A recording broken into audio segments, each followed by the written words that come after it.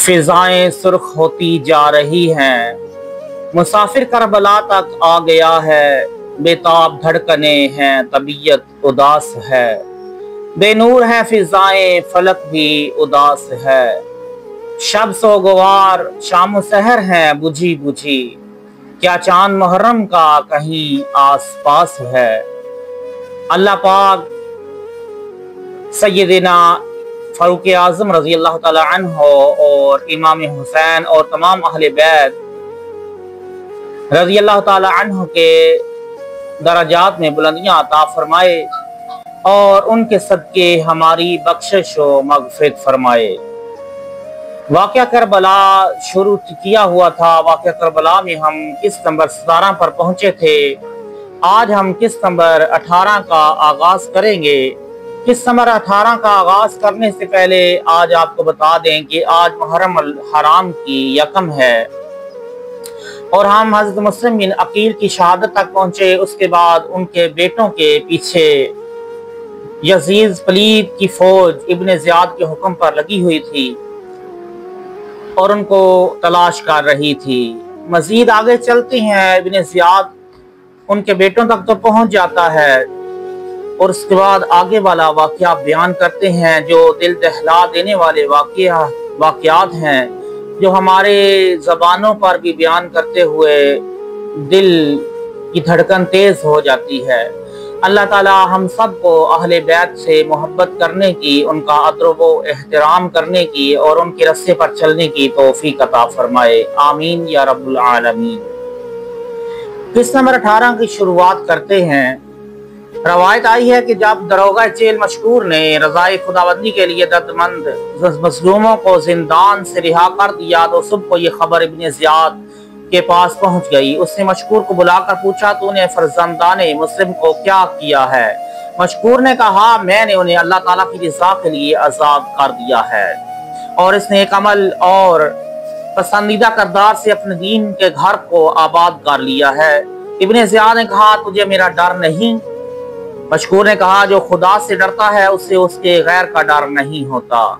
Ibn Ziyad ने कहा, क्या तुझे इस पर रखा हुआ है? मशकूर ने कहा, ऐ सितमगार नाबकार, तुझे ये हक किसने दिया है कि उनके बाप को शहीद करने के बाद उन दो यतीम बेगुनाह बच्चों को कैदोबंद की सागतों में डाल दे, जिनके जिगर पर दाग यतीमी लग चुका है। मैंने हजूर सैयद कौनैन और सदर सकलैन हजरत मोहम्मद मुस्तफ़ा सल्लल्लाहु अलैहि वसल्लम की रूह मुक़द्दस की हुर्मत के लिए उन्हें रिहा कर दिया है और जो कुछ मैंने किया है उस पर हजूर रिसालत मआब सल्लल्लाहु अलैहि वसल्लम की शिफाअत का उम्मीदवार हूँ और तू इस दौलत से महरूम है। इब्ने ज़ियाद ने गज़बनाक होकर कहा, मैं तुझे अभी और इसी वक्त सजा दूंगा।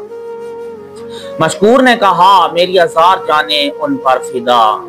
इब्ने ज़ियाद ने जल्लाद को कहा, इसे लकड़ी के सतूनों पर खींचकर पहले 500 कोड़े लगाओ और फिर इसका सर गर्दन से अलग अलग कर दो। जल्लाद ने उसके हुक्म की तामील करते हुए पहला कोड़ा लगाया तो मशकूर ने कहा, बिस्मिल्लाहिर्रहमानिर्रहीम।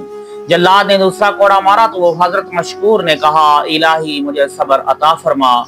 जल्लाद ने तीसरा ताजियाना लगाया तो हजरत मशकूर ने कहा, खुदाया मुझे माफ फरमा दे। चौथा कोड़ा लगाया तो जनाब मशकूर ने कहा, इलाही मैं रसूलुल्लाह सल्लल्लाहु अलैहि वसल्लम के बेटों की मोहब्बत के लिए कत्ल हो रहा हूँ। पांचवा ताजियाना लगाया तो फरमाया, इलाही मुझे हजूर रिसालत मआब सल्लल्लाहु अलैहि वसल्लम और आपके अहले बैत की खिदमत में पहुंचा देना। बाद अज़ां हजरत मशकूर खामोश हो गए और 500 कोड़ा पूरा होने तक एक आह तक ना किए। जब 500 कोड़े लग चुके तो आपने आंख खोल कर फरमाया, मुझे एक घूंट पानी दिया जाए। इब्ने ज़ियाद ने कहा, इसे पानी मत दो और इसका सर काट दो।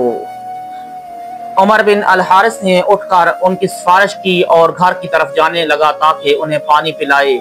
हजरत मशकूर ने आंखें खोलकर फरमाया, मुझे हौज़े कौसर से पानी दिया जा रहा है और इसी जुमला के साथ अपनी जाने अफरीन के सुपुर्द कर दी।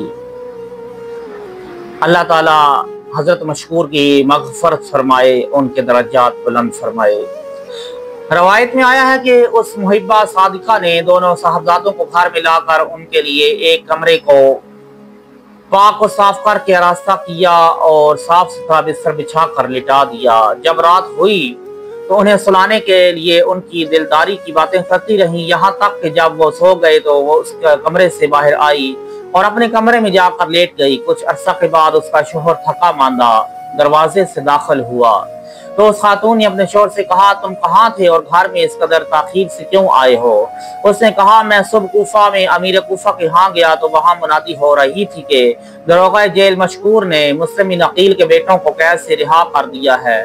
جو شخص ان کو یا ان کی خبر امیر کے پاس لائے گا، امیر اسے خلعت عطا کرے گا اور دنیا کے مال سے مالدار کر دے گا۔ لوگ اس کی تلاش و جستجو میں نکلے تو میں بھی ان کی تلاش میں نکل پڑا۔ چنانچہ سارا دن انہیں مضافات شہر اور قرب و جوار میں تلاش کرتا رہا اور میں ان کی تلاش میں اس قدر جدوجہد کی، اس کوشش میں میرا گھوڑا بھی ہلاک ہو گیا اور مجھے کچھ راستہ باپیادہ قطع کرنا پڑا مگر اپنا مقصود نہ حاصل کر سکا۔ میاں بیوی کا مباحثہ ہوا۔ خاتون نے کہا، اے بندہ خدا سے ڈر، تجھے حضور رسالت مآب صلی اللہ علیہ وآلہ وسلم کے قریبوں سے کیا کام؟ اس نے کہا، اے عورت خاموش رہ، کیونکہ ابن زیاد نے اس شخص کے لیے گھوڑے اور خلعت کے علاوہ بہت زیادہ مال و دولت دینے کا وعدہ کر رکھا ہے جو اس کے پاس مسلم کے بیٹوں کو لے جائے۔ خاتون نے کہا، یہ جواں مردی نہیں کہ 2 یتیم بچوں کو پکڑ کر دشمن کے سپرد کر دیا جائے۔ خاتون نے کہا، یہ جواں مردی نہیں کہ 2 یتیم بچوں کو پکڑ کر دشمن کے سپرد کر دیا جائے اور دنیا کے بدلے اپنے دین کو ہاتھ سے چھوڑ دیا جائے۔ مرد نے کہا، اے بیوی، تجھے ان باتوں سے کیا کام؟ اگر کھانا ہے تو لے آ تاکہ کچھ کھا لوں۔ خاتون بیچارگی کے عالم میں اٹھی اور اس کے لیے کھانا لے آئی۔ اس شخصی نے کھانا کھایا اور سو گیا کیونکہ وہ بہت زیادہ تھکا ماندہ تھا۔ شہزادوں نے جب خواب دیکھا سوئے ہوئے تھے۔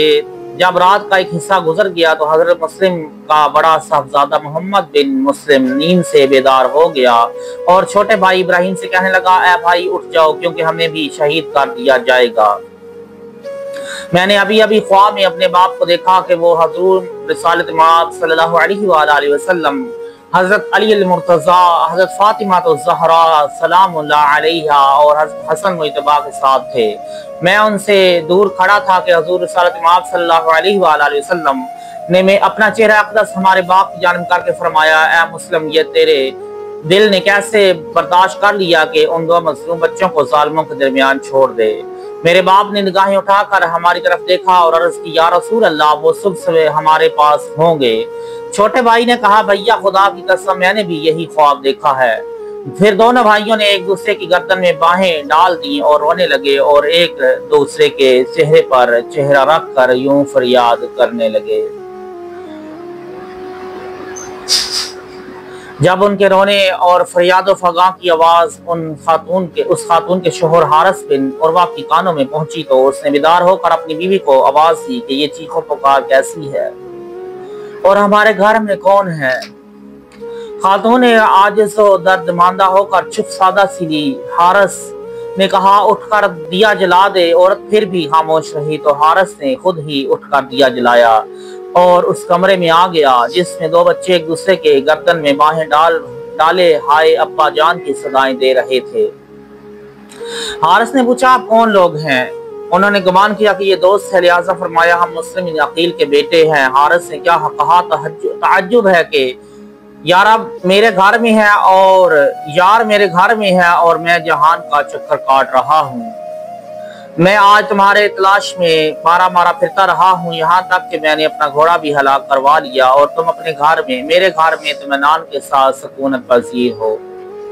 شہزادوں نے یہ بات سنی تو خاموشی سے سر جھکا لیا۔ اس بے رحم سنگ دل نے ان دونوں کے نازک رخساروں پر تماچے لگائے اور ان کے حبل المتین سیاہ زلفیں جو مستمسکان عروۃ الوثقی دین تھیں ہاتھوں میں پکڑ کر کھینچی اور کھینچتا ہوا باہر لے آیا، پھر انہیں دوسرے کمرے میں بند کر کے تالا لگا دیا۔ اس خاتون نے اپنے شوہر کے پاؤں پر سر رکھ دیا اور گریہ کرتے ہوئے عرض کرنے لگی،